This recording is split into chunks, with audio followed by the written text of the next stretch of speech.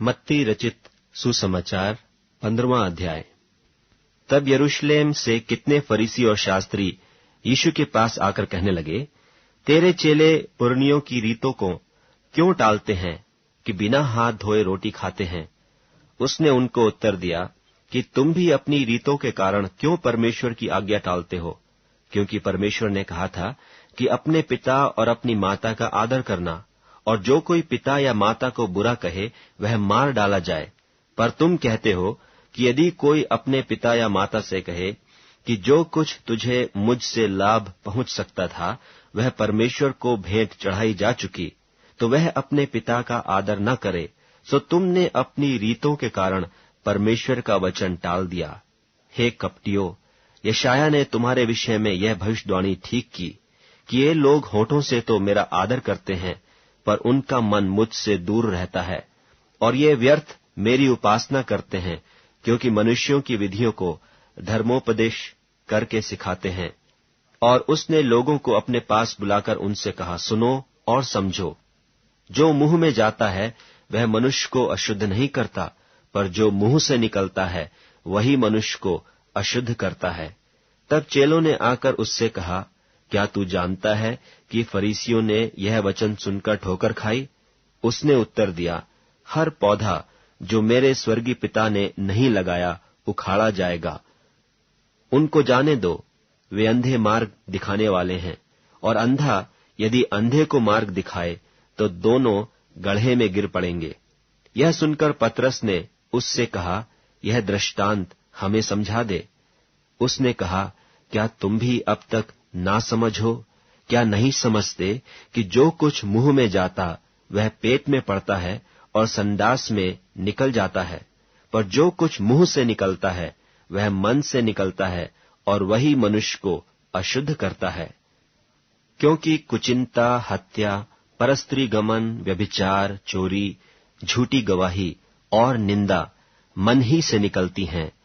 यही हैं जो मनुष्य को अशुद्ध करती हैं, परंतु हाथ बिना धोए भोजन करना मनुष्य को अशुद्ध नहीं करता। यीशु वहां से निकलकर सूर और सैदा के देशों की ओर चला गया, और देखो, उस देश से एक कनानी स्त्री निकली और चिल्लाकर कहने लगी, हे प्रभु, दाऊद के संतान, मुझ पर दया कर, मेरी बेटी को दुष्टात्मा बहुत सता रहा है।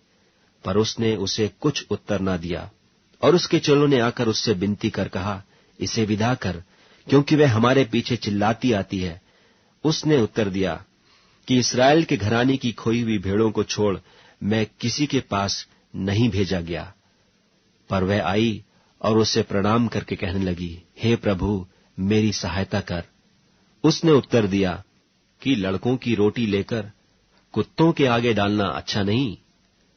उसने कहा, सत्य है प्रभु, पर कुत्ते भी वह चूर चार खाते हैं जो उनके स्वामियों की मेज से गिरते हैं।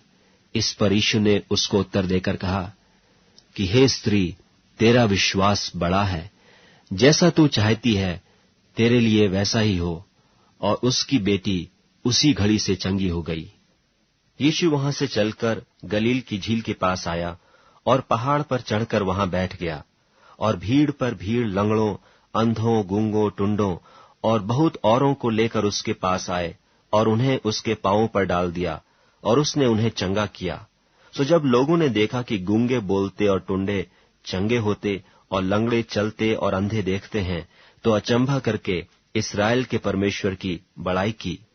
यीशु ने अपने चेलों को बुलाकर कहा, मुझे इस भीड़ पर तरस आता है, क्योंकि वे 3 दिन से मेरे साथ हैं और उनके पास कुछ खाने को नहीं, और मैं उन्हें भूखा विदा करना नहीं चाहता, कहीं ऐसा न हो कि मार्ग में थक कर रह जाएं। चेलों ने उससे कहा, हमें इस जंगल में कहां से इतनी रोटी मिलेगी कि हम इतनी बड़ी भीड़ को तृप्त करें? यीशु ने उनसे पूछा, तुम्हारे पास कितनी रोटियां हैं? उन्होंने कहा, 7 और थोड़ी सी छोटी मछलियां। तब उसने लोगों को भूमि पर बैठने की आज्ञा दी, और उन 7 रोटियों और मछलियों को ले धन्यवाद करके तोड़ा और अपने चेलों को देता गया, और चेले लोगों को। सो सब खाकर तृप्त हो गए, और बचे हुए टुकड़ों से भरे हुए 7 टोकरे उठाए। और खाने वाले स्त्रियों और बालकों को छोड़ 4,000 पुरुष थे। तब वह भीड़ को विदा करके नाव पर चढ़ गया और मगदन देश के सिवानों में आया। मत्ती रचित सुसमाचार 16वां अध्याय। और फरीसियों और सदूकियों ने पास आकर उससे परखने के लिए उससे कहा कि हमें आकाश का कोई चिन्ह दिखा। उसने उनको उत्तर दिया कि सांझ को तुम कहते हो कि खुला रहेगा क्योंकि आकाश लाल है, और भोर को कहते हो कि आज आंधी आएगी क्योंकि आकाश लाल और धुमला है। तुम आकाश का लक्षण देखकर भेद बता सकते हो, पर समयों के चिन्हों का भेद नहीं बता सकते। इस युग के बुरे और व्यभिचारी लोग चिन्ह ढूंढते हैं, पर यूनुस के चिन्ह को छोड़ कोई और चिन्ह उन्हें न दिया जाएगा। और वह उन्हें छोड़कर चला गया। और चेले पार जाते समय रोटी लेना भूल गए थे। यीशु ने उनसे कहा, देखो, फरीसियों और सदूकियों के खमीर से चौकस रहना। वे आपस में विचार करने लगे कि हम तो रोटी नहीं लाए। यह जानकर यीशु ने उनसे कहा, हे अल्पविश्वासियों, तुम आपस में क्यों विचार करते हो कि हमारे पास रोटी नहीं? क्या तुम अब तक नहीं समझे और उन 5,000 की 5 रोटी स्मरण नहीं करते, और न यह कि कितनी टोकरियां उठाई थीं, और न उन 4,000 की 7 रोटी, और न यह कि कितने टोकरे उठाए थे? तुम क्यों नहीं समझते कि मैंने तुमसे रोटियों के विषय में नहीं कहा, फरीसियों और सदूकियों के खमीर से चौकस रहना? तब उनकी समझ में आया कि उसने रोटी के खमीर से नहीं, पर फरीसियों और सदूकियों की शिक्षा से चौकस रहने को कहा था। यीशु कैसरिया फिलिप्पी के देश में आकर अपने चेलों से पूछने लगा कि लोग मनुष्य के पुत्र को क्या कहते हैं? उन्होंने कहा, कितने तो यूहन्ना बपतिस्मा देने वाला कहते हैं, और कितने एलिय्याह, और कितने यिर्मयाह या भविष्यद्वक्ताओं में से कोई एक कहते हैं। उसने उनसे कहा, परंतु तुम मुझे क्या कहते हो? शमौन पतरस ने उत्तर दिया कि तू जीवते परमेश्वर का पुत्र मसीह है। यीशु ने उसको उत्तर दिया कि हे शमौन, योना के पुत्र, तू धन्य है, क्योंकि मांस और लोहू ने नहीं, परंतु मेरे पिता ने जो स्वर्ग में है, यह बात तुझ पर प्रकट की है। और मैं भी तुझसे कहता हूं कि तू पतरस है, और मैं इस पत्थर पर अपनी कलीसिया बनाऊंगा, और अधोलोक के फाटक उस पर प्रबल न होंगे। मैं तुझे स्वर्ग के राज की कुंजियां दूंगा, और जो कुछ तू पृथ्वी पर बांधेगा वह स्वर्ग में बंधेगा, और जो कुछ तू पृथ्वी पर खोलेगा वह स्वर्ग में खुलेगा। तब उसने चेलों को चिताया कि किसी से न कहना कि मैं मसीह हूं। उस समय से यीशु अपने चेलों को बताने लगा कि मुझे अवश्य है कि यरूशलेम को जाऊं और पुरनियों और महायाजकों और शास्त्रियों के हाथ से बहुत दुख उठाऊं और मार डाला जाऊं और तीसरे दिन जी उठूं। इस पर पतरस उसे अलग ले जाकर झिड़कने लगा कि हे प्रभु, परमेश्वर न करे, तुझ पर ऐसा कभी न होगा। उसने फिरकर पतरस से कहा, हे शैतान, मेरे सामने से दूर हो, तू मेरे लिए ठोकर का कारण है, क्योंकि तू परमेश्वर की बातें नहीं पर मनुष्यों की बातों पर मन लगाता है। तब यीशु ने अपने चेलों से कहा, यदि कोई मेरे पीछे आना चाहे तो अपने आप का इनकार करे और अपना क्रूस उठाए और मेरे पीछे हो ले। क्योंकि जो कोई अपना प्राण बचाना चाहे वह उसे खोएगा, और जो कोई मेरे लिए अपना प्राण खोएगा वह उसे पाएगा। यदि मनुष्य सारे जगत को प्राप्त करे और अपने प्राण की हानि उठाए तो उसे क्या लाभ होगा? या मनुष्य अपने प्राण के बदले में क्या देगा? मनुष्य का पुत्र अपने स्वर्गदूतों के साथ अपने पिता की महिमा में आएगा, और उस समय वह हर एक को उसके कामों के अनुसार प्रतिफल देगा। मैं तुमसे सच कहता हूं कि जो यहां खड़े हैं उनमें से कितने ऐसे हैं कि जब तक मनुष्य के पुत्र को उसके राज्य में आते हुए न देख लेंगे, तब तक मृत्यु का स्वाद कभी न चखेंगे। मत्ती रचित सुसमाचार 17वां अध्याय। 6 दिन के बाद यीशु ने पतरस और याकूब और उसके भाई यूहन्ना को साथ लिया और उन्हें एकांत में किसी ऊंचे पहाड़ पर ले गया, और उनके सामने उसका रूपांतर हुआ, और उसका मुंह सूर्य की नाई चमका, और उसका वस्त्र ज्योति की नाई उजला हो गया।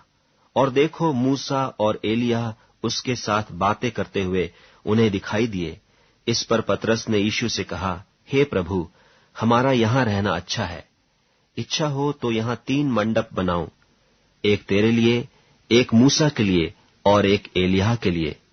वह बोल ही रहा था कि देखो, एक उजले बादल ने उन्हें छा लिया, और देखो, उस बादल में से यह शब्द निकला कि यह मेरा प्रिय पुत्र है, जिससे मैं प्रसन्न हूं, इसकी सुनो। चेले यह सुनकर मुंह के बल गिर गए और अत्यंत डर गए। यीशु ने पास आकर उन्हें छुआ और कहा, उठो, डरो मत। तब उन्होंने अपनी आंखें उठाकर यीशु को छोड़ और किसी को न देखा। जब वे पहाड़ से उतर रहे थे, तब यीशु ने उन्हें यह आज्ञा दी कि जब तक मनुष्य का पुत्र मरे हुए में से न जी उठे, तब तक जो कुछ तुमने देखा है किसी से न कहना। और उसके चेलों ने उससे पूछा, फिर शास्त्री क्यों कहते हैं कि एलिय्याह का पहले आना अवश्य है? उसने उत्तर दिया कि एलिय्याह तो आएगा और सब कुछ सुधारेगा, परंतु मैं तुमसे कहता हूं कि एलिय्याह आ चुका और उन्होंने उसे नहीं पहचाना, परंतु जैसा चाहा वैसा ही उसके साथ किया। इसी रीति से मनुष्य का पुत्र भी उनके हाथ से दुख उठाएगा। तब चेलों ने समझा कि उसने हमसे यूहन्ना बपतिस्मा देने वाले के विषय में कहा है। जब वे भीड़ के पास पहुंचे तो एक मनुष्य उसके पास आया और घुटने टेक कर कहने लगा, हे प्रभु, मेरे पुत्र पर दया कर, क्योंकि उसको मिर्गी आती है और वह बहुत दुख उठाता है और बार बार आग में और बार बार पानी में गिर पड़ता है। और मैं उसको तेरे चेलों के पास लाया था, पर वे उससे अच्छा नहीं कर सके। यीशु ने उत्तर दिया कि हे अल्पविश्वासियों और हठीले लोगों, मैं कब तक तुम्हारे साथ रहूंगा, कब तक तुम्हारी सहूंगा? उसे यहां मेरे पास लाओ। तब यीशु ने उसे घुड़का और दुष्टात्मा उसमें से निकला और लड़का उसी घड़ी अच्छा हो गया। तब चेलों ने एकांत में यीशु के पास आकर कहा, हम इसे क्यों नहीं निकाल सके? उसने उनसे कहा, अपने विश्वास की घटी के कारण, क्योंकि मैं तुमसे सच कहता हूं, यदि तुम्हारा विश्वास राई के दाने के बराबर भी हो, तो इस पहाड़ से कह सकोगे कि यहां से सरक कर वहां चला जा, तो वह चला जाएगा, और कोई बात तुम्हारे लिए अनहोनी न होगी। जब वे गलील में थे तो यीशु ने उनसे कहा, मनुष्य का पुत्र मनुष्यों के हाथ में पकड़वाया जाएगा और वे उसे मार डालेंगे, और वह तीसरे दिन जी उठेगा। इस पर वे बहुत उदास हुए। जब वे कफरनहूम में पहुंचे तो मंदिर के लिए कर लेने वालों ने पतरस के पास आकर पूछा कि क्या तुम्हारा गुरु मंदिर का कर नहीं देता? उसने कहा, हां, देता तो है। पर वह घर में आया तो यीशु ने उसके पूछने से पहले उससे कहा, हे शमौन, तू क्या समझता है? पृथ्वी के राजा महसूल या कर किनसे लेते हैं, अपने पुत्रों से या परायों से? पतरस ने उनसे कहा, परायों से। यीशु ने उससे कहा, तो पुत्र बच गए, तो भी इसलिए कि हम उन्हें ठोकर न खिलाएं। तू झील के किनारे जाकर बंसी डाल, और जो मछली पहले निकले उसे ले, तो तुझे उसका मुंह खोलने पर एक सिक्का मिलेगा। उसी को लेकर मेरे और अपने बदले उन्हें दे देना। मत्ती रचित सुसमाचार 18वां अध्याय। उसी घड़ी चेले यीशु के पास आकर पूछने लगे कि स्वर्ग के राज में बड़ा कौन है? इस पर उसने एक बालक को पास बुलाकर उनके बीच में खड़ा किया और कहा, मैं तुमसे सच कहता हूं, यदि तुम न फिरो और बालकों के समान न बनो, तो स्वर्ग के राज्य में प्रवेश करने नहीं पाओगे। जो कोई अपने आप को इस बालक के समान छोटा करेगा, वह स्वर्ग के राज्य में बड़ा होगा। और जो कोई मेरे नाम से एक ऐसे बालक को ग्रहण करता है, वह मुझे ग्रहण करता है। पर जो कोई इन छोटों में से जो मुझ पर विश्वास करते हैं, एक को भी ठोकर खिलाए, उसके लिए भला होता कि बड़ी चक्की का पाट उसके गले में लटकाया जाता और वह गहरे समुद्र में डुबाया जाता। ठोकरों के कारण संसार पर हाय। ठोकरों का लगना अवश्य है, पर हाय उस मनुष्य पर जिसके द्वारा ठोकर लगती है। यदि तेरा हाथ या तेरा पांव तुझे ठोकर खिलाए, तो काट कर फेंक दे। टुंडा या लंगड़ा होकर जीवन में प्रवेश करना तेरे लिए इससे भला है कि 2 हाथ या 2 पांव रहते हुए तू अनंत आग में डाला जाए। और यदि तेरी आंख तुझे ठोकर खिलाए, तो उसे निकालकर फेंक दे। काना होकर जीवन में प्रवेश करना तेरे लिए इससे भला है कि 2 आंख रहते हुए तो नरक की आग में डाला जाए। देखो, तुम इन छोटों में से किसी को तुच्छ न जानना, क्योंकि मैं तुमसे कहता हूं कि स्वर्ग में उनके दूत मेरे स्वर्गीय पिता का मुंह सदा देखते हैं। तुम क्या समझते हो? यदि किसी मनुष्य की 100 भेड़ें हों और उनमें से एक भटक जाए, तो क्या 99 को छोड़कर और पहाड़ों पर जाकर उस भटकी हुई को न ढूंढेगा? और यदि ऐसा हो कि उसे पाए, तो मैं तुमसे सच कहता हूं कि वह उस 99 भेड़ों के लिए जो भटकी नहीं थी, इतना आनंद नहीं करेगा जितना कि इस भेड़ के लिए करेगा। ऐसा ही तुम्हारे पिता की जो स्वर्ग में है, यह इच्छा नहीं कि इन छोटों में से एक भी नाश हो। यदि तेरा भाई तेरा अपराध करे, तो जा और अकेले में बातचीत करके उसे समझा। यदि वह तेरी सुने, तो तूने अपने भाई को पा लिया। और यदि वह न सुने, तो और 1-2 जन को अपने साथ ले जा, कि हर एक बात 2 या 3 गवाहों के मुंह से ठहराई जाए। यदि वह उनकी भी न माने, तो कलीसिया से कह दे, परंतु यदि वह कलीसिया की भी न माने, तो तू उसे अन्य जाति और महसूल लेने वाले के ऐसा जान। मैं तुमसे सच कहता हूं, जो कुछ तुम पृथ्वी पर बांधोगे वह स्वर्ग में बंधेगा, और जो कुछ तुम पृथ्वी पर खोलोगे वह स्वर्ग में खुलेगा। फिर मैं तुमसे कहता हूं कि यदि तुम में से 2 जन पृथ्वी पर किसी बात के लिए जिसे वे मांगे एक मन के हों, तो वह मेरे पिता की ओर से जो स्वर्ग में है उनके लिए हो जाएगी। क्योंकि जहां 2 या 3 मेरे नाम पर इकट्ठे होते हैं, वहां मैं उनके बीच में होता हूं। तब पतरस ने पास आकर उससे कहा, हे प्रभु, यदि मेरा भाई अपराध करता रहे तो मैं कितनी बार उसे क्षमा करूं? क्या 7 बार तक? यीशु ने उससे कहा, मैं तुझसे यह नहीं कहता कि 7 बार, वरन 7 बार के 70 गुने तक। इसलिए स्वर्ग का राज्य उस राजा के समान है जिसने अपने दासों से लेखा लेना चाहा। जब वह लेखा लेने लगा, तो एक जन उसके सामने लाया गया जो 10,000 तोड़े धरता था। जबकि चुकाने को उसके पास कुछ न था, तो उसके स्वामी ने कहा कि यह और इसकी पत्नी और लड़के बाले और जो कुछ इसका है सब बेचा जाए और वह कर्ज चुका दिया जाए। इस पर उस दास ने गिरकर उसे प्रणाम किया और कहा, हे स्वामी, धीरज धर, मैं सब कुछ भर दूंगा। तब उस दास के स्वामी ने तरस खाकर उसे छोड़ दिया और उसका धार क्षमा किया। परंतु जब वह दास बाहर निकला, तो उसके संगी दासों में से एक उसको मिला जो उसके 100 दिनार धारता था। उसने उसे पकड़कर उसका गला घोंटा और कहा, जो कुछ तू धारता है भर दे। इस पर उसका संगी दास गिरकर उससे विनती करने लगा कि धीरज धर, मैं सब भर दूंगा। उसने न माना, परंतु जाकर उसे बंदी गृह में डाल दिया कि जब तक कर्ज को भर न दे तब तक वहीं रहे। उसके संगी दास यह जो हुआ था देखकर बहुत उदास हुए और जाकर अपने स्वामी को पूरा हाल बता दिया। तब उसके स्वामी ने उसको बुलाकर उससे कहा, हे दुष्ट दास, तूने जो मुझसे विनती की तो मैंने तो तेरा वह पूरा कर क्षमा किया। सो जैसा मैंने तुझ पर दया की, वैसे ही क्या तुझे भी अपने संगी दास पर दया करना नहीं चाहिए था? और उसके स्वामी ने क्रोध में आकर उससे दंड देने वालों के हाथ में सौंप दिया कि जब तक वह सब कर्जा भर न दे तब तक उनके हाथ में रहे।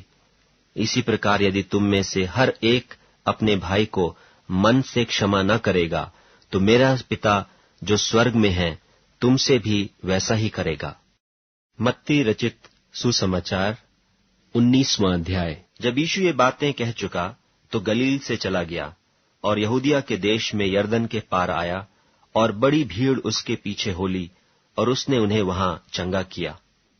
तब फरीसी उसकी परीक्षा करने के लिए पास आकर कहने लगे, क्या हर एक कारण से अपनी पत्नी को त्यागना उचित है? उसने उत्तर दिया, क्या तुमने नहीं पढ़ा कि जिसने उन्हें बनाया उसने आरंभ से नर और नारी बनाकर कहा कि इस कारण मनुष्य अपने माता पिता से अलग होकर अपनी पत्नी के साथ रहेगा और वे दोनों एक तन होंगे। सो वे अब 2 नहीं परंतु एक तन है। इसलिए जिसे परमेश्वर ने जोड़ा है उसे मनुष्य अलग न करे। उन्होंने उससे कहा, फिर मूसा ने क्यों यह ठहराया कि त्याग पत्र देकर उसे छोड़ दे? उसने उनसे कहा, मूसा ने तो तुम्हारे मन की कठोरता के कारण तुम्हें अपनी अपनी पत्नी को छोड़ देने की आज्ञा दी, परंतु आरंभ से ऐसा नहीं था। और मैं तुमसे कहता हूं कि जो कोई व्यभिचार को छोड़ और किसी कारण से अपनी पत्नी को त्याग कर दूसरी से ब्याह करे, वह व्यभिचार करता है, और जो उस छोड़ी हुई से ब्याह करे वह भी व्यभिचार करता है। चेलों ने उससे कहा, यदि पुरुष का स्त्री के साथ ऐसा संबंध है तो ब्याह करना अच्छा नहीं। उसने उनसे कहा, सब यह वचन ग्रहण नहीं कर सकते, केवल वे जिनको यह दान दिया गया है, क्योंकि कुछ नपुंसक ऐसे हैं जो माता के गर्भ ही से ऐसे जन्मे, और कुछ नपुंसक ऐसे हैं जिन्हें मनुष्य ने नपुंसक बनाया, और कुछ नपुंसक ऐसे हैं जिन्होंने स्वर्ग के राज के लिए अपने आप को नपुंसक बनाया है। जो इसको ग्रहण कर सकता है वह ग्रहण करे। तब लोग बालकों को उसके पास लाए कि वह उन पर हाथ रखे और प्रार्थना करे, पर चेलों ने उन्हें डांटा। यीशु ने कहा, बालकों को मेरे पास आने दो और उन्हें मना न करो, क्योंकि स्वर्ग का राज्य ऐसों ही का है। और वह उन पर हाथ रखकर वहां से चला गया। और देखो, एक मनुष्य ने पास आकर उससे कहा, हे गुरु, मैं कौन सा भला काम करूं कि अनंत जीवन पाऊं? उसने उससे कहा, तू मुझसे भलाई के विषय में क्यों पूछता है? भला तो एक ही है, पर यदि तू जीवन में प्रवेश करना चाहता है तो आज्ञाओं को माना कर। उसने उससे कहा, कौन सी आज्ञाएं?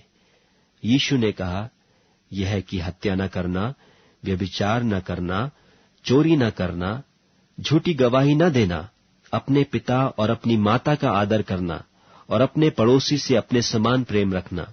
उस जवान ने उससे कहा, इन सब को तो मैंने माना है, अब मुझ में किस बात की घटी है?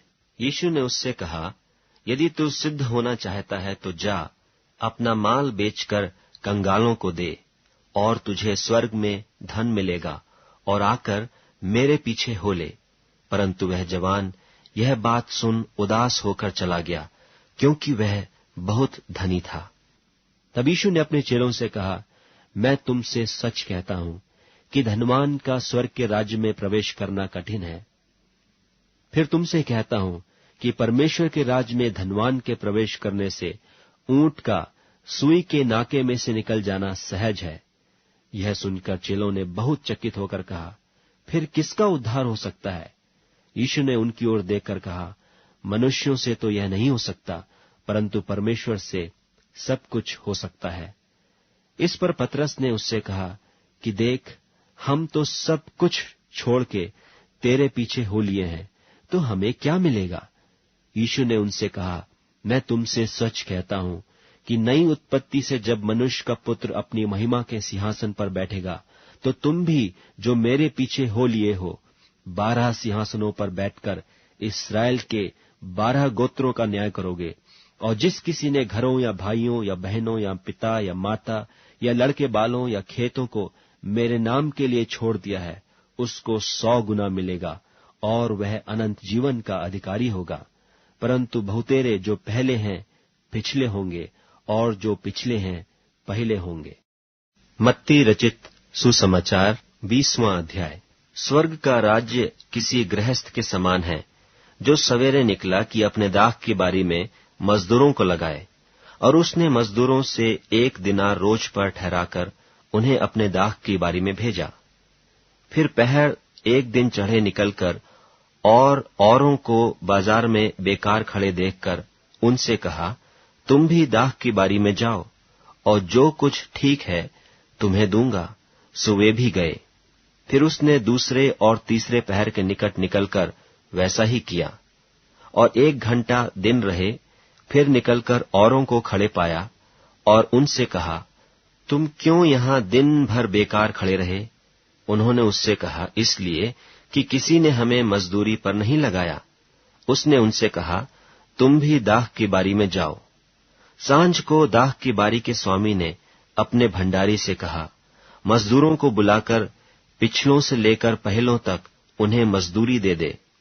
सो जब वे आए, जो घंटा भर दिन रहे लगाए गए थे, तो उन्हें 1-1 दिनार मिला। जो पहले आए, उन्होंने यह समझा कि हमें अधिक मिलेगा, परंतु उन्हें भी एक ही एक दिनार मिला। जब मिला तो वे गृहस्थ पर कुड़कुड़ा के कहने लगे कि इन पिछलों ने एक ही घंटा काम किया और तूने उन्हें हमारे बराबर कर दिया, जिन्होंने दिन भर का भार उठाया और घाम सहा। उसने उनमें से एक को उत्तर दिया कि हे मित्र, मैं तुझसे कुछ अन्याय नहीं करता। क्या तूने मुझसे एक दिनार न ठहराया? जो तेरा है उठा ले और चला जा। मेरी इच्छा यह है कि जितना तुझे उतना ही इस पिछले को भी दूं। क्या उचित नहीं कि मैं अपने माल से जो चाहूं सो करूं? क्या तू मेरे भले होने के कारण बुरी दृष्टि से देखता है? इसी रीति से जो पिछले हैं वे पहले होंगे और जो पहले हैं वे पिछले होंगे।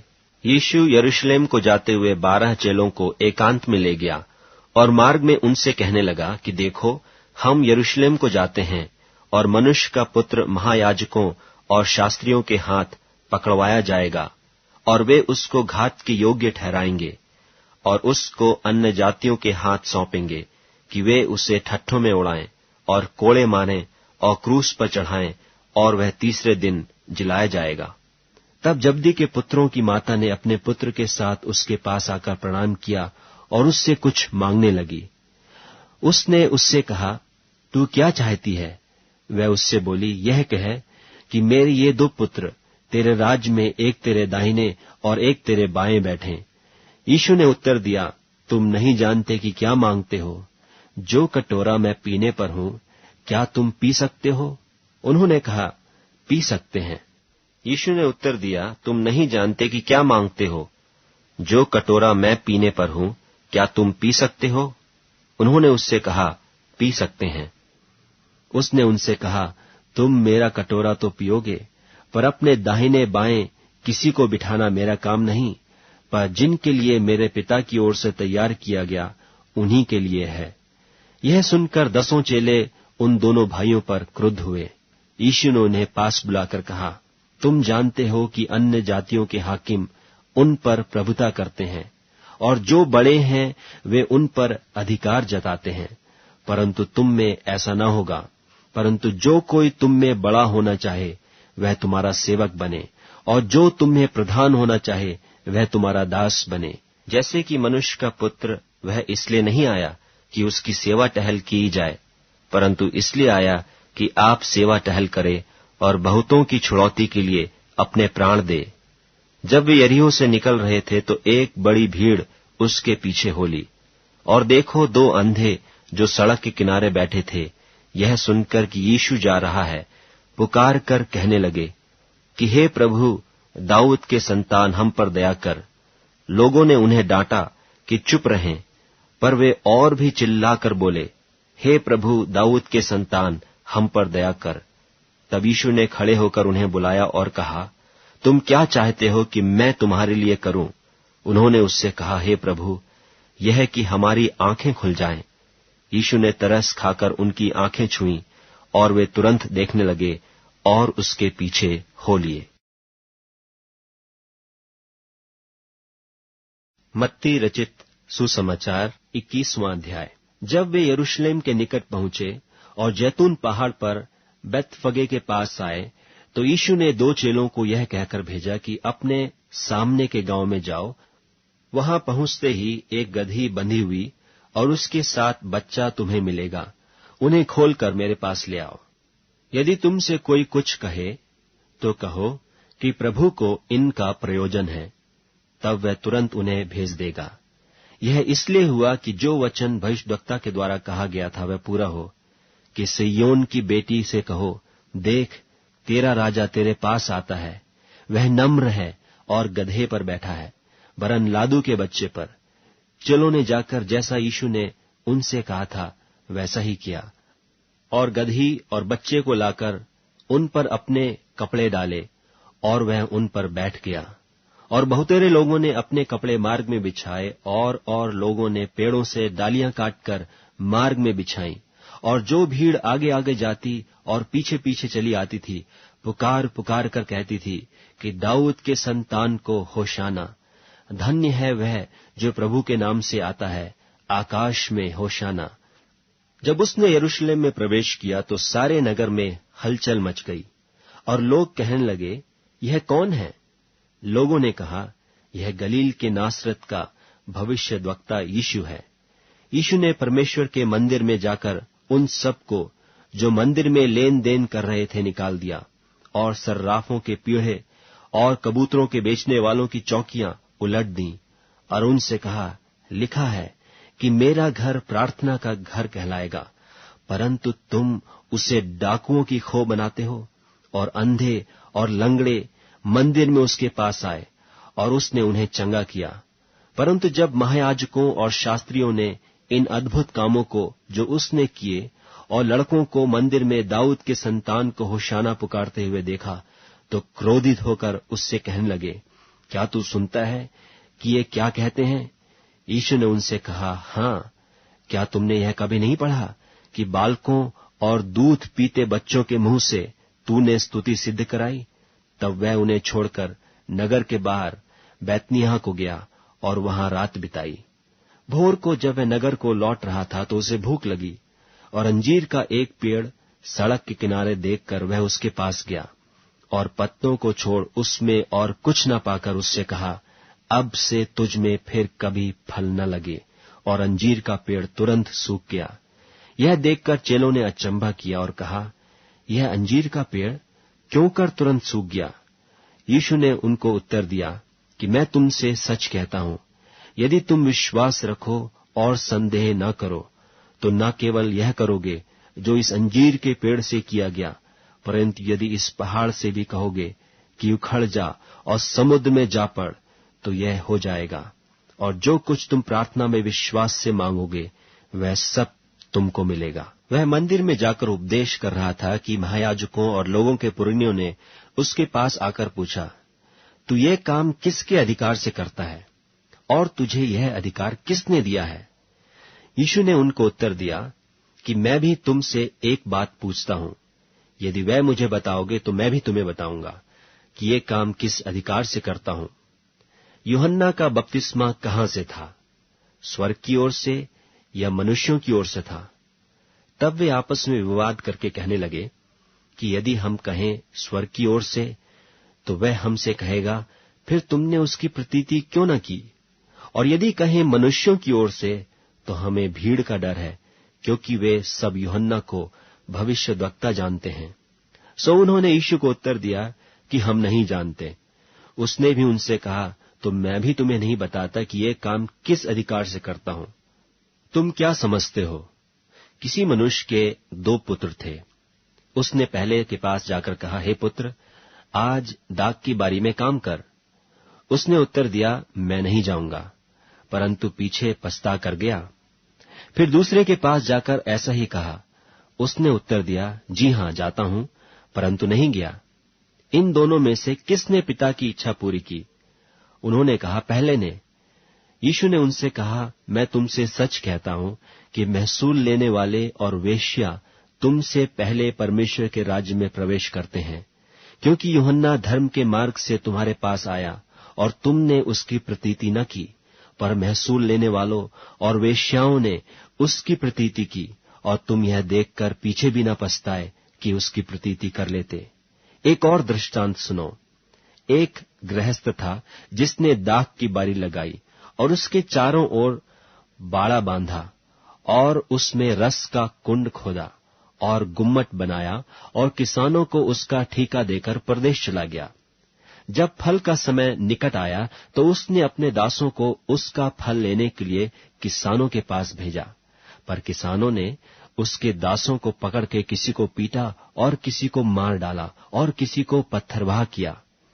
फिर उसने और दासों को भेजा जो पहलों से अधिक थे, और उन्होंने उनसे भी वैसा ही किया।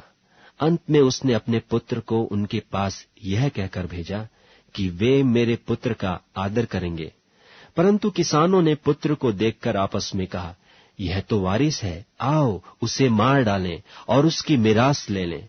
और उन्होंने उसे पकड़ा और दाख की बारी के बाहर निकालकर मार डाला।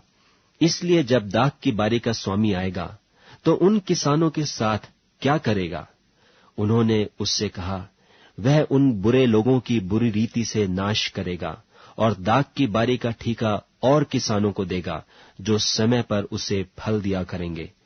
यीशु ने उनसे कहा, क्या तुमने कभी पवित्र शास्त्र में यह नहीं पढ़ा कि जिस पत्थर को राजमिस्त्रियों ने निकम्मा ठहराया था, वही कोने के सिरे का पत्थर हो गया। यह प्रभु की ओर से हुआ और हमारे देखने में अद्भुत है। इसलिए मैं तुमसे कहता हूं कि परमेश्वर का राज तुमसे ले लिया जाएगा और ऐसी जाति को जो उसका फल लाए दिया जाएगा। जो इस पत्थर पर गिरेगा वह चकनाचूर हो जाएगा और जिस पर वह गिरेगा उसको पीस डालेगा। महायाजक और फरीसी उसके दृष्टांतों को सुनकर समझ गए कि वह हमारे विषय में कहता है, और उन्होंने उसे पकड़ना चाहा, परंतु लोगों से डर गए, क्योंकि वे उससे भविष्यद्वक्ता जानते थे। मत्ती रचित सुसमाचार 22वां अध्याय। इस पर यीशु फिर उनसे दृष्टांतों में कहने लगा, स्वर्ग का राज उस राजा के समान है जिसने अपने पुत्र का ब्याह किया, और उसने अपने दासों को भेजा कि नेवताहारियों को ब्याह के भोज में बुलाएं, परंतु उन्होंने आना न चाहा। फिर उसने और दासों को यह कहकर भेजा कि नेवताहारियों से कहो, देखो मैं भोज तैयार कर चुका हूं और मेरे बैल और पले हुए पशु मारे गए हैं और सब कुछ तैयार है, ब्याह के भोज में आओ। परंतु वे बेपरवाही करके चल दिए, कोई अपने खेत को, कोई अपने व्यापार को। औरों ने जो बच रहे थे उसके दासों को पकड़कर उनका अनादर किया और मार डाला। राजा ने क्रोध किया और अपनी सेना भेजकर उन हत्यारों को नाश किया और उनके नगर को फूंक दिया। तब उसने अपने दासों से कहा, ब्याह का भोज तो तैयार है, परंतु नेवताहारी योग्य नहीं ठहरे। इसलिए चौराहों में जाओ और जितने लोग तुम्हें मिले सबको ब्याह के भोज में बुला लाओ। सो उन दासों ने सड़कों पर जाकर क्या बुरे क्या भले जितने मिले सबको इकट्ठे किया और ब्याह का घर जेवनहारों से भर गया। जब राजा जेवनहारों के देखने को भीतर आया तो उसने वहां एक मनुष्य को देखा जो ब्याह का वस्त्र नहीं पहने था। उसने उससे पूछा, हे मित्र, तू ब्याह का वस्त्र पहने बिना यहां क्यों आ गया? उसका मुंह बंद हो गया। तब राजा ने सेवकों से कहा, इसके हाथ पांव बांधकर उसे बाहर अंधियारे में डाल दो, वहां रोना और दांत पीसना होगा, क्योंकि बुलाए हुए तो बहुत, परंतु चुने हुए थोड़े हैं।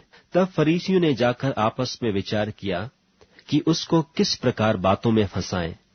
सो उन्होंने अपने चेलों को हेरोदियों के साथ उसके पास यह कहने को भेजा कि हे गुरु, हम जानते हैं कि तू सच्चा है और परमेश्वर का मार्ग सच्चाई से सिखाता है और किसी की परवाह नहीं करता, क्योंकि तू मनुष्यों का मुंह देखकर बातें नहीं करता।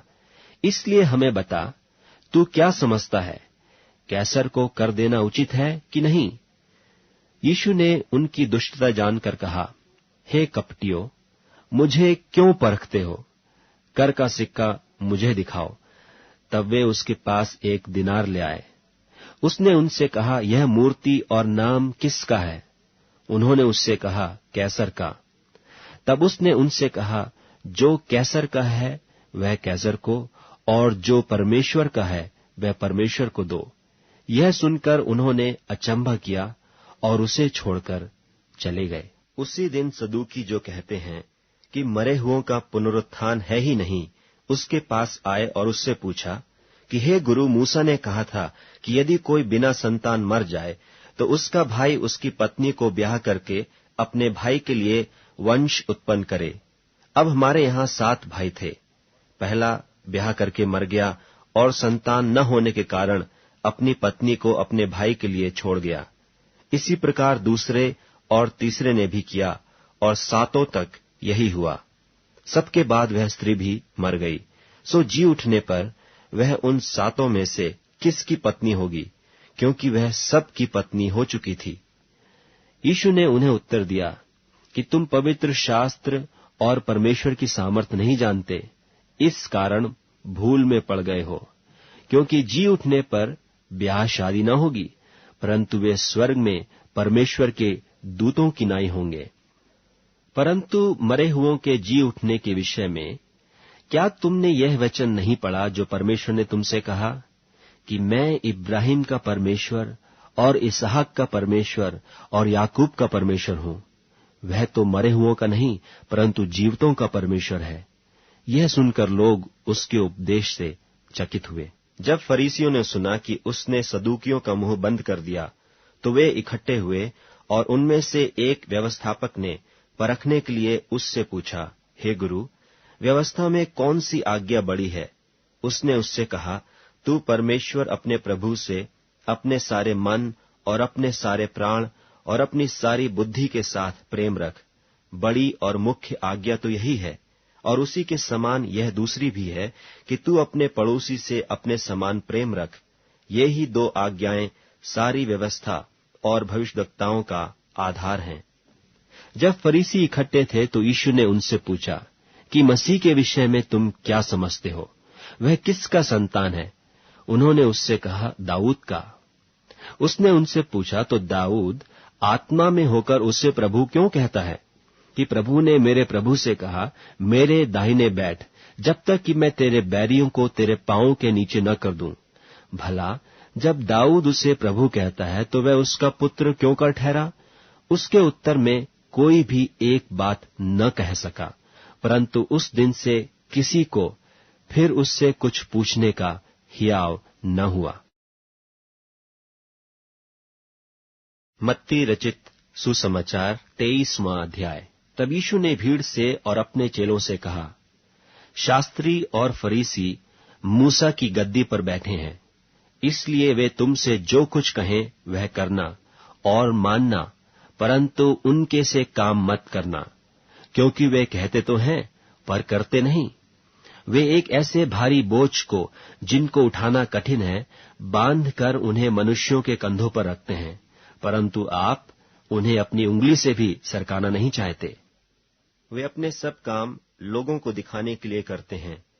वे अपने तावीजों को चौड़े करते और अपने वस्त्रों की कोरें बढ़ाते हैं।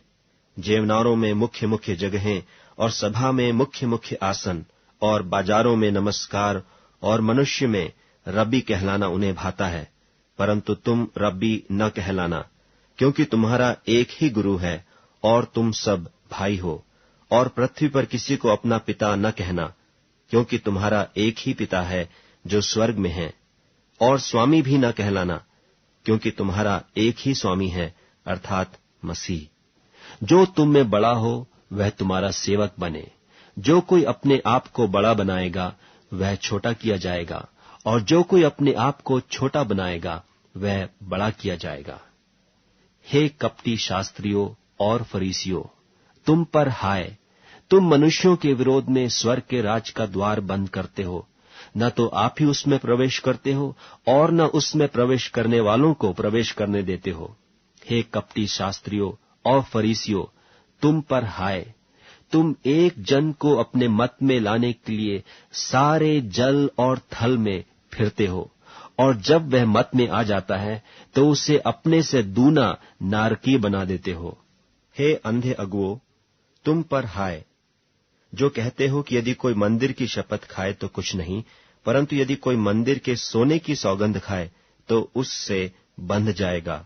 हे मूर्खों और अंधों, कौन बड़ा है, सोना या वह मंदिर जिससे सोना पवित्र होता है? फिर कहते हो कि यदि कोई वेदी की शपथ खाए तो कुछ नहीं, परंतु जो भेंट उस पर है, यदि कोई उसकी शपथ खाए तो बंध जाएगा। हे अंधो, कौन बड़ा है, भेंट या वेदी जिससे भेंट पवित्र होता है? इसलिए जो वेदी की शपथ खाता है वह उसकी, और जो कुछ उस पर है उसकी भी शपथ खाता है। और जो मंदिर की शपथ खाता है वह उसकी और उसमें रहने वाले की भी शपथ खाता है। और जो स्वर्ग की शपथ खाता है वह परमेश्वर के सिंहासन की और उस पर बैठने वाले की भी शपथ खाता है। हे कपटी शास्त्रियों और फरीसियों, तुम पर हाय! तुम पुदीने और सौंफ और जीरे का 10वां अंश देते हो, परंतु तुमने व्यवस्था की गंभीर बातों को अर्थात न्याय और दया और विश्वास को छोड़ दिया है। चाहिए था कि इन्हें भी करते रहते और उन्हें भी न छोड़ते। हे अंधे अगुओं, तुम मच्छर को तो छान डालते हो, परंतु ऊंट को निगल जाते हो। हे कपटी शास्त्रियों और फरीसियों, तुम पर हाय, तुम कटोरे और थाली को ऊपर ऊपर से तो मांजते हो, परंतु वे भीतर अंधेर असंयम से भरे हुए हैं। हे अंधे फरीसी, पहले कटोरे और थाली को भीतर से मांज, कि वे बाहर से भी स्वच्छ हों। हे कपटी शास्त्रियों और फरीसियों, तुम पर हाय, तुम चूना फिरी हुई कब्रों के समान हो, जो ऊपर से तो सुंदर दिखाई देती हैं, परंतु भीतर मुर्दों की हड्डियों और सब प्रकार की मलिनता से भरी हैं। इसी रीति से तुम भी ऊपर से मनुष्यों को धर्मी दिखाई देते हो, परंतु भीतर कपट और अधर्म से भरे हुए हो। हे कपटी शास्त्रियों और फरीसियों, तुम पर हाय, तुम भविष्यद्वक्ताओं की कब्रें संवारते और धर्मियों की कब्रें बनाते हो, और कहते हो कि यदि हम अपने बाप दादों के दिनों में होते तो भविष्यद्वक्ताओं की हत्या में उनके साझी न होते। इससे तो तुम अपने पर आप ही गवाही देते हो कि तुम भविष्यद्वक्ताओं के घातकों की संतान हो। सो तुम अपने बाप दादों के पाप का घड़ा भर दो। हे सांपों, हे करैतों के बच्चों, तुम नरक के दंड से क्यों कर बचोगे? इसलिए देखो, मैं तुम्हारे पास भविष्यद्वक्ताओं और बुद्धिमानों और शास्त्रियों को भेजता हूं, और तुम उनमें से कितनों को मार डालोगे और क्रूस पर चढ़ाओगे, और कितनों को अपनी सभाओं में कोड़े मारोगे, और एक नगर से दूसरे नगर में खदेड़ते फिरोगे, जिससे धर्मी हाबिल से लेकर बिरिक्याह के पुत्र जकर्याह तक, जिसे तुमने मंदिर और बेदी के बीच में मार डाला था, जितने धर्मियों का लोहू पृथ्वी पर बहाया गया है, वह सब तुम्हारे सिर पर पड़ेगा। मैं तुमसे सच कहता हूं, ये सब बातें इस समय के लोगों पर आ पड़ेंगी। हे यरूशलेम, हे यरूशलेम, तू जो भविष्यद्वक्ताओं को मार डालता है और जो तेरे पास भेजे गए उन्हें पत्थरवाह करता है, कितनी ही बार मैंने चाहा कि जैसे मुर्गी अपने बच्चों को अपने पंखों के नीचे इकट्ठे करती है, वैसे ही मैं भी तेरे बालकों को इकट्ठे कर लूं, परंतु तुमने न चाहा। देखो, तुम्हारा घर तुम्हारे लिए उजाड़ छोड़ा जाता है। क्योंकि मैं तुमसे कहता हूं कि अब से जब तक तुम न कहोगे कि धन्य है वह जो प्रभु के नाम से आता है, तब तक तुम मुझे फिर कभी न देखोगे। मत्ती रचित सुसमाचार 24वां अध्याय। जब यीशु मंदिर से निकलकर जा रहा था, तो उसके चेले उसको मंदिर की रचना दिखाने के लिए उसके पास आए। उसने उनसे कहा, क्या तुम यह सब नहीं देखते? मैं तुमसे सच कहता हूं, यहां पत्थर पर पत्थर भी न छूटेगा जो ढाया न जाएगा। और जब वह जैतून पहाड़ पर बैठा था, तो चेलों ने अलग उसके पास आकर कहा, हमसे कह कि ये बातें कब होंगी, और तेरे आने का और जगत के अंत का क्या चिन्ह होगा? यीशु ने उनको उत्तर दिया, सावधान रहो, कोई तुम्हें न भरमाने पाए, क्योंकि बहुत से ऐसे होंगे जो मेरे नाम से आकर कहेंगे कि मैं मसीह हूं, और बहुतों को भरमाएंगे। तुम लड़ाइयों और लड़ाइयों की चर्चा सुनोगे। देखो, घबरा न जाना, क्योंकि इनका होना अवश्य है, परंतु उस समय अंत न होगा। क्योंकि जाति पर जाति और राज्य पर राज्य चढ़ाई करेगा, और जगह जगह अकाल पड़ेंगे और भूइंडोल होंगे। ये सब बातें पीड़ाओं का आरंभ होंगी। तब वे क्लेश दिलाने के लिए तुम्हें पकड़वाएंगे और तुम्हें मार डालेंगे, और मेरे नाम के कारण सब जातियों के लोग तुमसे बैर रखेंगे। तब बहुतेरे ठोकर खाएंगे और एक दूसरे को पकड़वाएंगे और एक दूसरे से बैर रखेंगे, और बहुत से झूठे भविष्यद्वक्ता उठ खड़े होंगे और बहुतों को भरमाएंगे, और अधर्म के बढ़ने से बहुतों का प्रेम ठंडा हो जाएगा। परंतु जो अंत तक धीरज धरे रहेगा, उसी का उद्धार होगा। और राज्य का यह सुसमाचार सारे जगत में प्रचार किया जाएगा कि सब जातियों पर गवाही हो, तब अंत आ जाएगा। सो जब तुम उस उजाड़ने वाली घृणित वस्तु को, जिसकी चर्चा दानियेल भविष्यद्वक्ता के द्वारा हुई थी, पवित्र स्थान में खड़ी हुई देखो, जो पढ़े वह समझे। तब जो यहूदिया में हों वे पहाड़ों पर भाग जाएं, जो कोठे पर हों वे अपने घर में से सामान लेने को न उतरे, और जो खेत में हो वे अपना कपड़ा लेने को पीछे न लौटे। उन दिनों में जो गर्भवती और दूध पिलाती होंगी, उनके लिए हाय हाय। और प्रार्थना किया करो कि तुम्हें जाड़े में या सब्त के दिन भागना न पड़े, क्योंकि उस समय ऐसा भारी क्लेश होगा जैसा जगत के आरंभ से न अब तक हुआ और न कभी होगा। और यदि वे दिन घटाए न जाते तो कोई प्राणी न बचता, परंतु चुने हुओं के कारण वे दिन घटाए जाएंगे।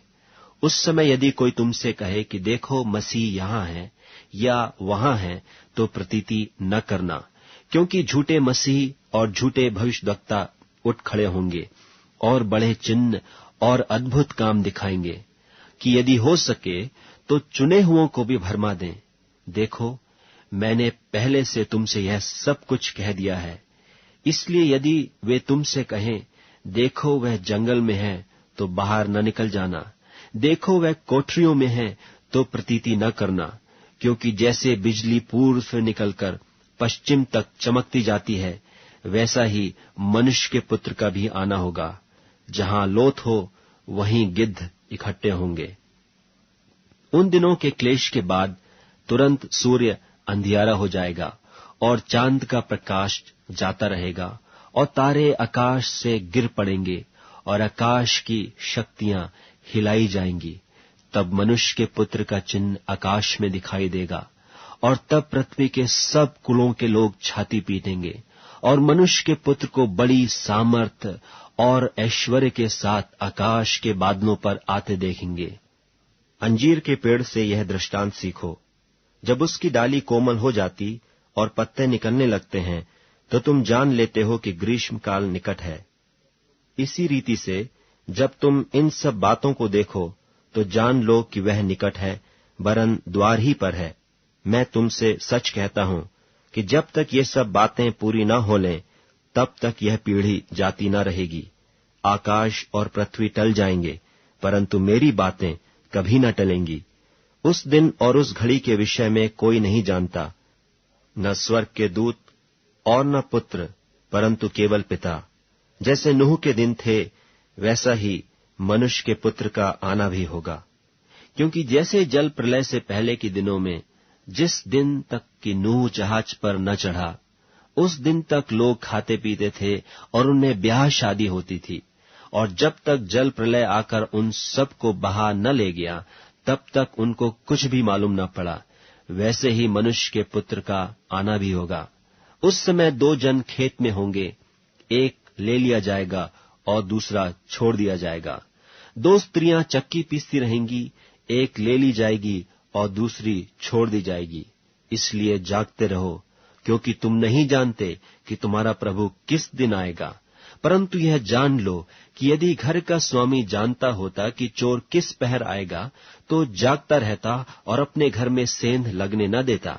इसलिए तुम भी तैयार रहो, क्योंकि जिस घड़ी के विषय में तुम सोचते भी नहीं हो, उसी घड़ी मनुष्य का पुत्र आ जाएगा। सो वह विश्वास योग्य और बुद्धिमान दास कौन है, जिसे स्वामी ने अपने नौकर चाकरों पर सरदार ठहराया कि समय पर उन्हें भोजन दे? धन्य है वह दास जिसे उसका स्वामी आकर ऐसा ही करते पाए। मैं तुमसे सच कहता हूं, वह उसे अपनी सारी संपत्ति पर सरदार ठहराएगा। परंतु यदि वह दुष्ट दास सोचने लगे कि मेरे स्वामी के आने में देर है, और अपने साथी दासों को पीटने लगे और पियक्कड़ों के साथ खाए पिए, तो उस दास का स्वामी ऐसे दिन आएगा जब वह उसकी बाट न जोता हो और ऐसी घड़ी की वह न जानता हो, और उसे भारी ताड़ना देकर उसका भाग कपटियों के साथ ठहराएगा। वहां रोना और दांत पीसना होगा। मत्ती रचित सुसमाचार 25वां अध्याय। तब स्वर्ग का राज्य उन 10 कुंवारियों के समान होगा जो अपनी मशालें लेकर दूल्हे से भेंट करने को निकली। उनमें 5 मूर्ख और 5 समझदार थीं। मूर्खों ने अपनी मशालें तो लीं, परंतु अपने साथ तेल नहीं लिया। परंतु समझदारों ने अपनी मशालों के साथ अपनी कुप्पियों में तेल भी भर लिया। जब दूल्हे के आने में देर हुई, तो वे सब ऊँघने लगी और सो गईं। आधी रात को धूम मची कि देखो दूल्हा आ रहा है, उससे भेंट करने के लिए चलो। तब वे सब कुंवारियां उठकर अपनी मशालें ठीक करने लगीं। और मूर्खों ने समझदारों से कहा, अपने तेल में से कुछ हमें भी दो, क्योंकि हमारी मशालें बुझी जाती हैं। परंतु समझदारों ने उत्तर दिया कि कदाचित हमारे और तुम्हारे लिए पूरा न हो। भला तो यह है कि तुम बेचने वालों के पास जाकर अपने लिए मोल ले लो। जब वे मोल लेने को जा रही थीं, तो दूल्हा आ पहुंचा, और जो तैयार थीं वे उसके साथ ब्याह के घर में चली गईं, और द्वार बंद किया गया। इसके बाद वे दूसरी कुंवारियां भी आकर कहने लगीं, हे स्वामी, हमारे लिए द्वार खोल दे। उसने उत्तर दिया कि मैं तुमसे सच कहता हूं, मैं तुम्हें नहीं जानता। इसलिए जागते रहो, क्योंकि तुम न उस दिन को जानते हो, न उस घड़ी को।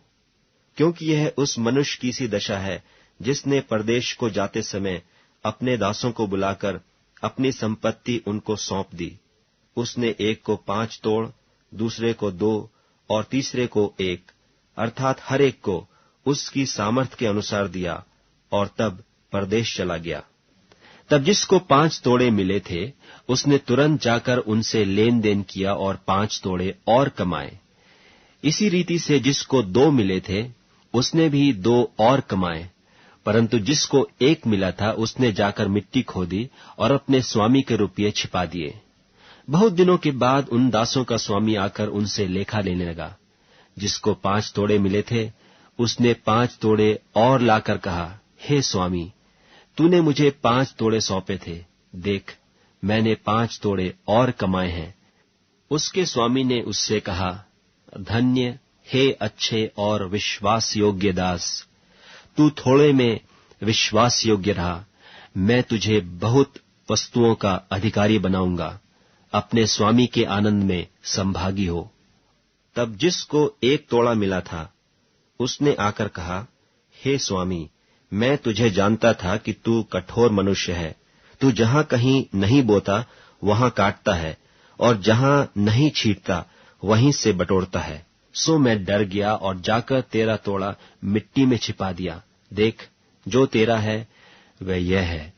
उसके स्वामी ने उसे उत्तर दिया कि हे दुष्ट और आलसी दास, जब यह तू जानता था कि जहां मैंने नहीं बोया वहां से काटता हूं, और जहां मैंने नहीं छींटा वहां से बटोरता हूं, तो तुझे चाहिए था कि मेरा रुपया सर्राफों को दे देता, तब मैं आकर अपना धन ब्याज समेत ले लेता। इसलिए वह तोड़ा उससे ले लो, और जिसके पास 10 तोड़े हैं उसको दे दो, क्योंकि जिस किसी के पास है उसे और दिया जाएगा, और उसके पास बहुत हो जाएगा, परंतु जिसके पास नहीं है उससे वह भी जो उसके पास है ले लिया जाएगा। और इस निकम्मे दास को बाहर के अंधेरे में डाल दो, जहां रोना और दांत पीसना होगा। जब मनुष्य का पुत्र अपनी महिमा में आएगा और सब स्वर्गदूत उसके साथ आएंगे, तो वह अपनी महिमा के सिंहासन पर विराजमान होगा, और सब जातियां उसके सामने इकट्ठी की जाएंगी। और जैसा चरवाहा भेड़ों को बकरियों से अलग कर देता है, वैसा ही वह उन्हें एक दूसरे से अलग करेगा। और वह भेड़ों को अपनी दाहिनी ओर और बकरियों को बाईं ओर खड़ी करेगा।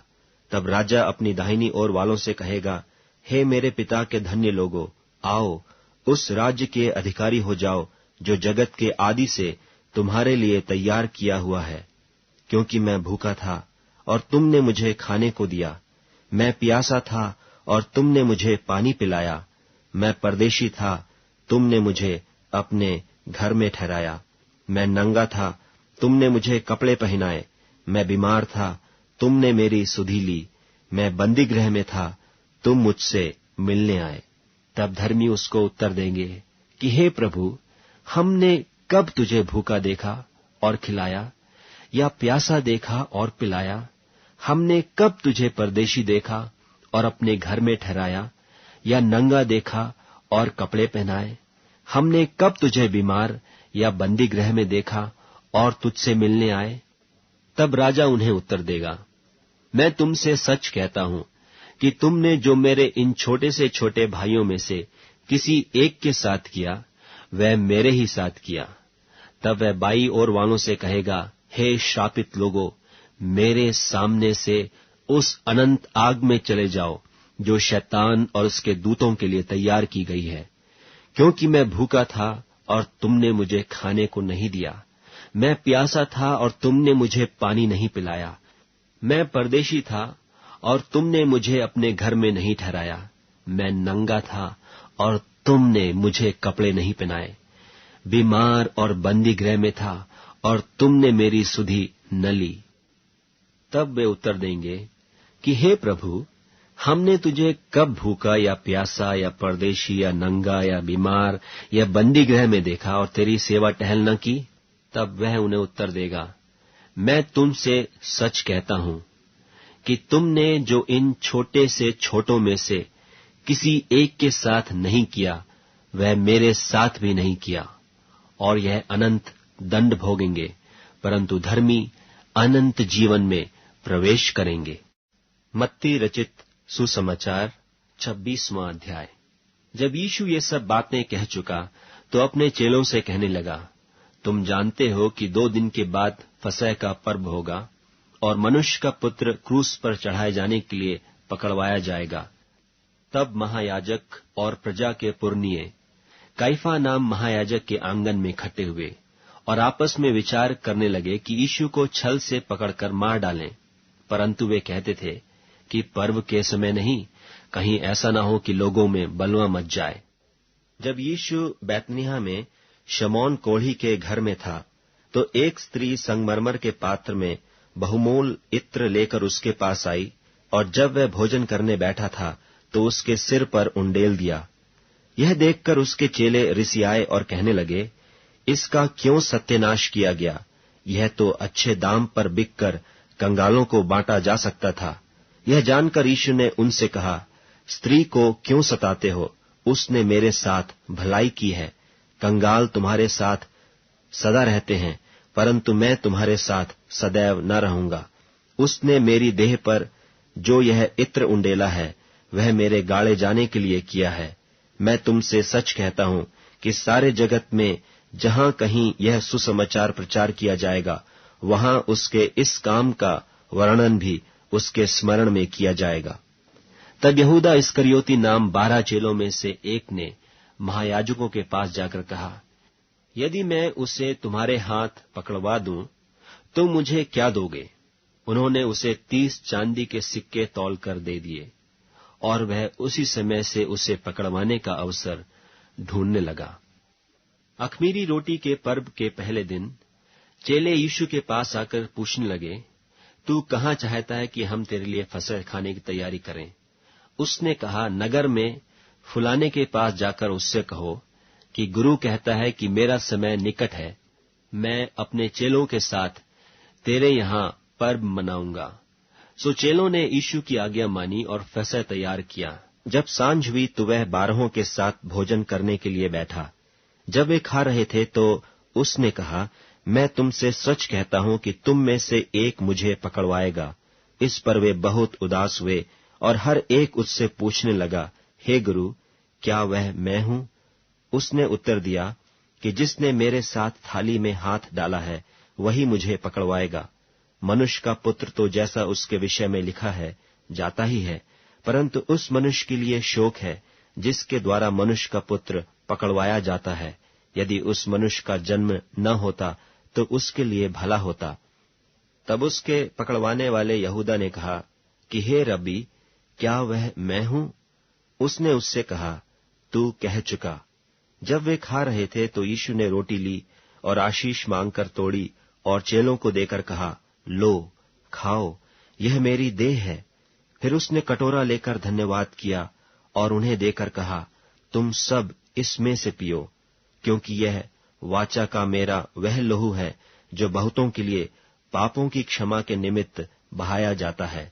मैं तुमसे कहता हूं कि दाख का यह रस उस दिन तक कभी न पीऊंगा, जब तक तुम्हारे साथ अपने पिता के राज्य में नया न पीऊं। Correction number. फिर वे भजन गाकर जैतून पहाड़ पर गए।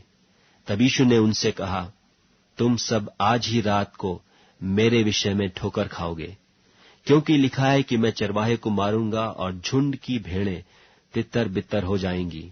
परंतु मैं अपने जी उठने के बाद तुमसे पहले गलील को जाऊंगा। इस पर पतरस ने उससे कहा, यदि सब तेरे विषय में ठोकर खाएं तो खाएं, परंतु मैं कभी भी ठोकर न खाऊंगा। यीशु ने उससे कहा, मैं तुझसे सच कहता हूं कि आज ही रात को मुर्गे के बांग देने से पहले तू 3 बार मुझसे मुकर जाएगा। पतरस ने उससे कहा, यदि मुझे तेरे साथ मरना भी हो तो भी मैं तुझसे कभी न मुकरूंगा। और ऐसा ही सब चेलों ने भी कहा। तब यीशु अपने चेलों के साथ गतसमनी नाम एक स्थान में आया और अपने चेलों से कहने लगा कि यहीं बैठे रहना जब तक कि मैं वहां जाकर प्रार्थना करूं। और वह पतरस और जब्दी के दोनों पुत्रों को साथ ले गया और उदास और व्याकुल होने लगा। तब उसने उनसे कहा, मेरा जी बहुत उदास है, यहां तक कि मेरे प्राण निकला चाहते हैं। तुम यहीं ठहरो और मेरे साथ जागते रहो। फिर वह थोड़ा और आगे बढ़कर मुंह के बल गिरा और यह प्रार्थना करने लगा कि हे मेरे पिता, यदि हो सके तो यह कटोरा मुझसे टल जाए, तो भी जैसा मैं चाहता हूं वैसा नहीं, परंतु जैसा तू चाहता है वैसा ही हो। फिर चेलों के पास आकर उन्हें सोते पाया और पतरस से कहा, क्या तुम मेरे साथ एक घड़ी भी न जाग सके? जागते रहो और प्रार्थना करते रहो कि तुम परीक्षा में न पड़ो। आत्मा तो तैयार है परंतु शरीर दुर्बल है। फिर उसने दूसरी बार जाकर यह प्रार्थना की कि हे मेरे पिता, यदि यह मेरे पिए बिना नहीं हट सकता तो तेरी इच्छा पूरी हो। तब उसने आकर उन्हें फिर सोते पाया, क्योंकि उनकी आंखें नींद से भरी थीं, और उन्हें छोड़कर फिर चला गया और वही बात फिर कहकर तीसरी बार प्रार्थना की।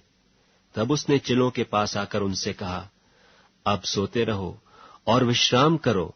देखो घड़ी आ पहुंची है और मनुष्य का पुत्र पापियों के हाथ पकड़वाया जाता है। उठो चलें, देखो मेरा पकड़ने वाला निकट आ पहुंचा है। वह यह कह ही रहा था कि देखो यहूदा, जो 12 में से एक था, आया और उसके साथ महायाजकों और लोगों के पुरनियों की ओर से बड़ी भीड़ तलवारें और लाठियां लिए हुए आईं। उसके पकड़वाने वाले ने उन्हें यह पता दिया था कि जिसको मैं चूम लूं वही है, उसे पकड़ लेना। और तुरंत यीशु के पास आकर कहा, हे रब्बी, नमस्कार, और उसको बहुत चूमा। यीशु ने उससे कहा, हे मित्र, जिस काम के लिए तू आया है उसे कर ले।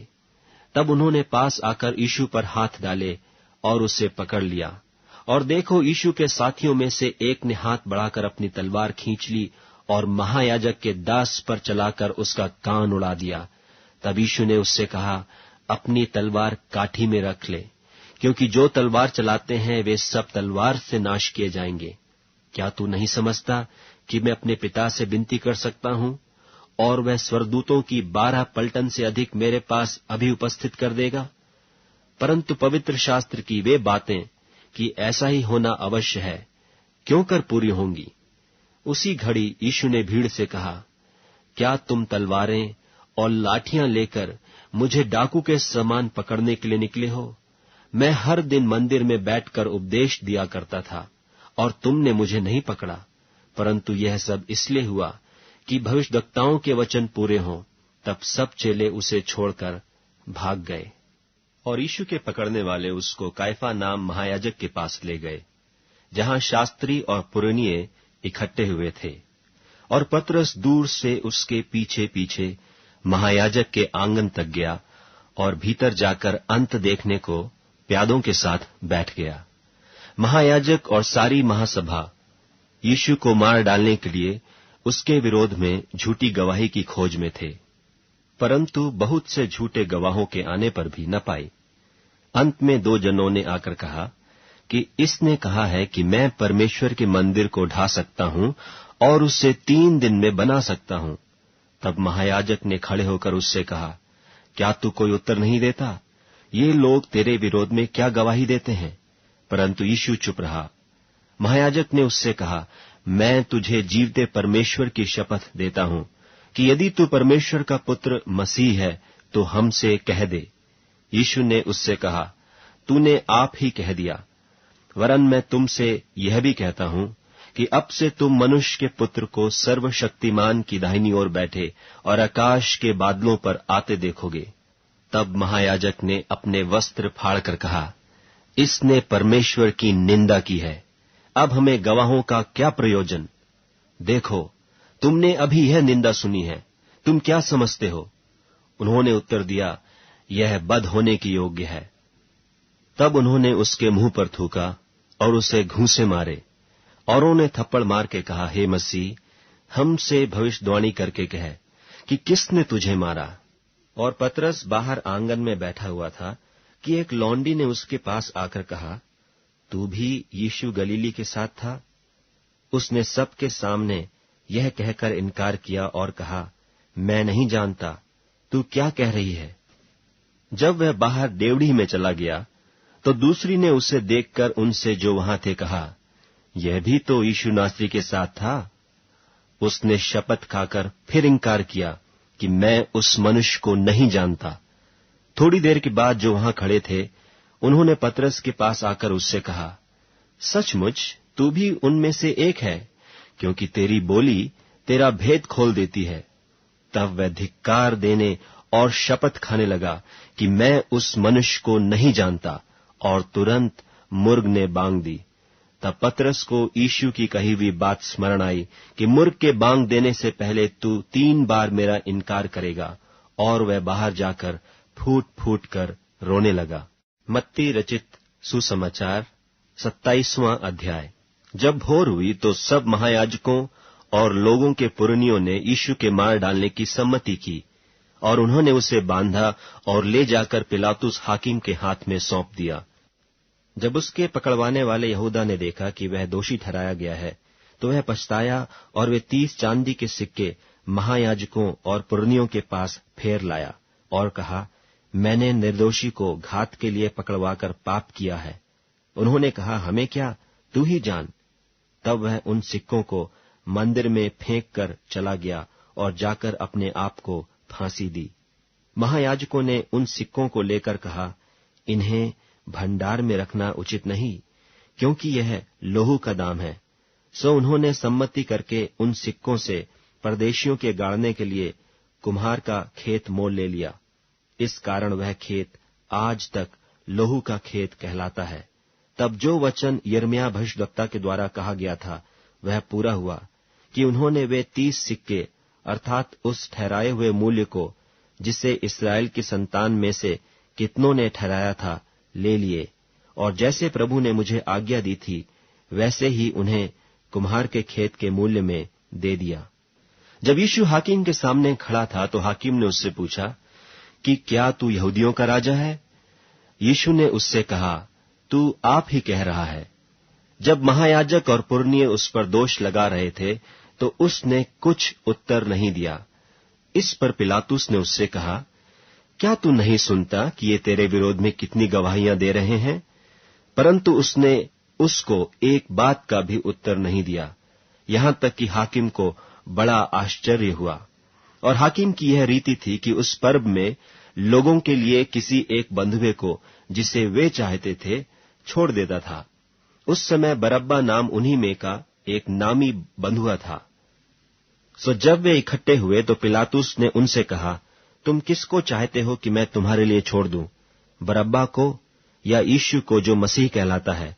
क्योंकि वह जानता था कि उन्होंने उसे डाह से पकड़वाया है।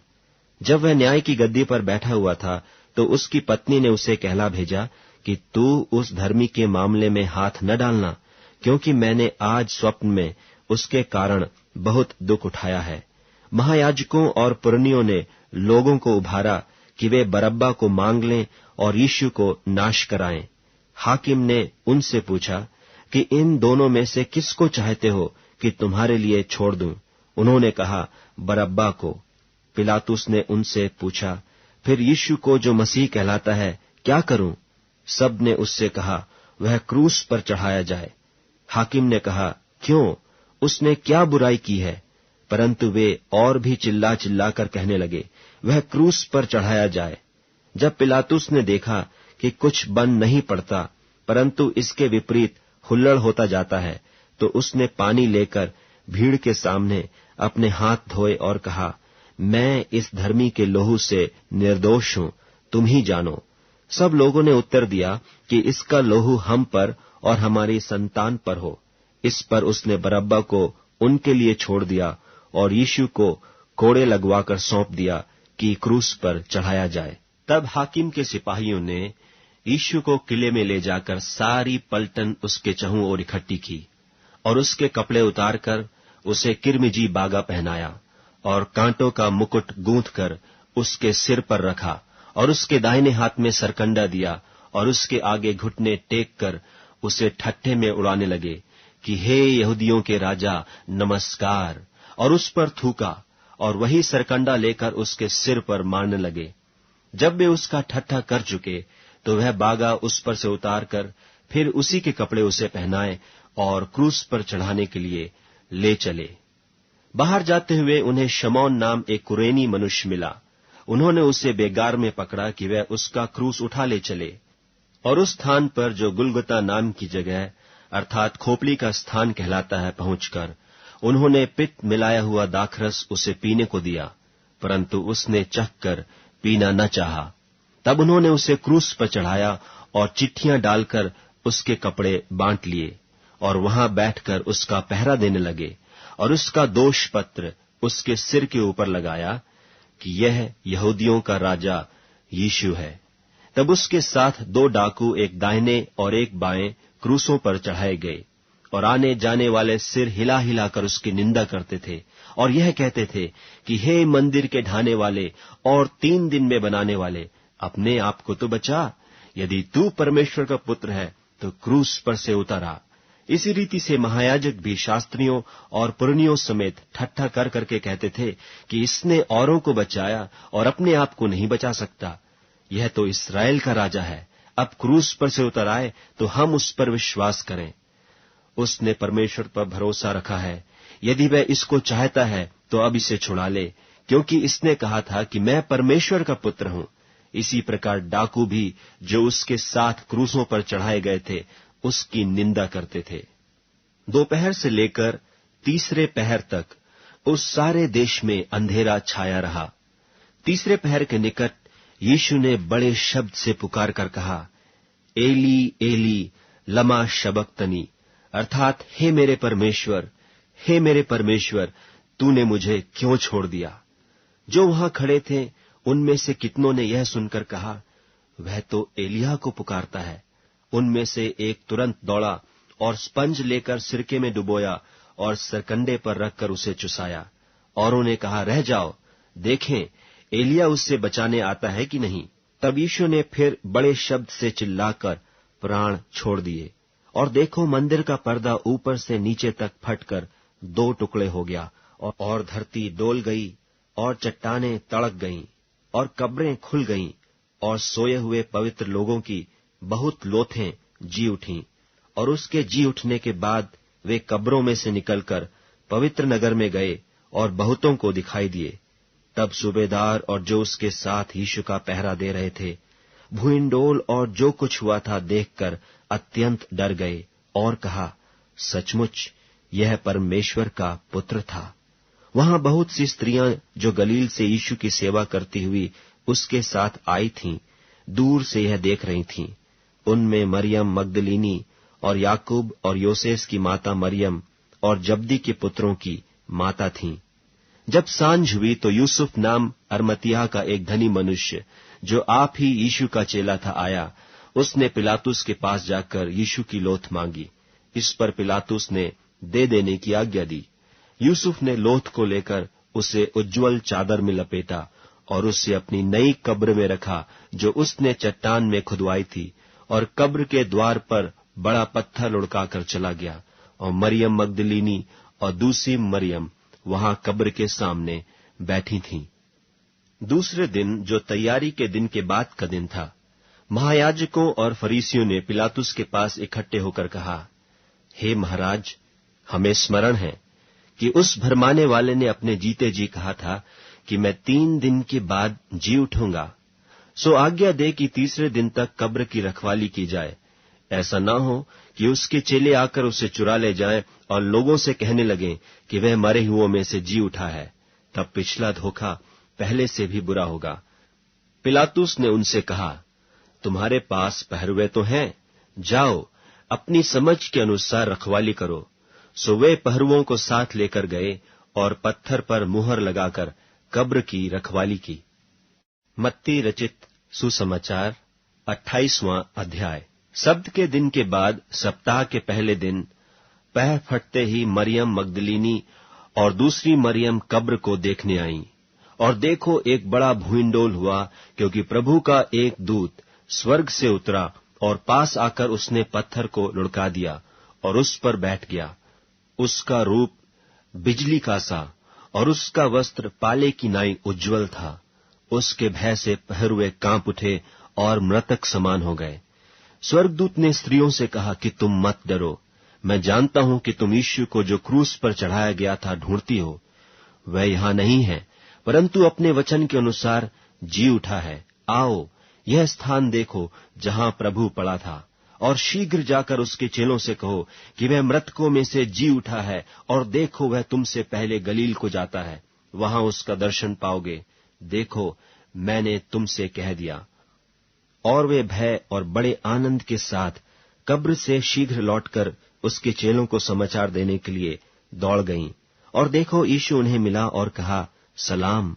और उन्होंने पास आकर और उसके पांव पकड़कर उसको दंडवत किया। तब यीशु ने उनसे कहा, मत डरो, मेरे भाइयों से जाकर कहो कि गलील को चले जाएं, वहां मुझे देखेंगे। वे जा ही रही थीं कि देखो, पहरुओं में से कितनों ने नगर में आकर पूरा हाल महायाजकों से कह सुनाया। तब उन्होंने पुरनियों के साथ इकट्ठे होकर सम्मति की और सिपाहियों को बहुत चांदी देकर कहा कि यह कहना कि रात को जब हम सो रहे थे तो उसके चेले आकर उसे चुरा ले गए, और यदि यह बात हाकिम के कान तक पहुंचेगी तो हम उसे समझा लेंगे और तुम्हें जोखिम से बचा लेंगे। सो उन्होंने रुपये लेकर जैसा सिखाए गए थे वैसा ही किया, और यह बात आज तक यहूदियों में प्रचलित है। और 11 चेले गलील में उस पहाड़ पर गए जिसे यीशु ने उन्हें बताया था, और उन्होंने उसके दर्शन पाकर उसे प्रणाम किया, पर किसी किसी को संदेह हुआ। यीशु ने उनके पास आकर कहा कि स्वर्ग और पृथ्वी का सारा अधिकार मुझे दिया गया है, इसलिए तुम जाकर सब जातियों के लोगों को चेला बनाओ और उन्हें पिता और पुत्र और पवित्रात्मा के नाम से बपतिस्मा दो, और उन्हें सब बातें जो मैंने तुम्हें आज्ञा दी हैं मानना सिखाओ। और देखो, मैं जगत के अंत तक सदैव तुम्हारे संग हूं।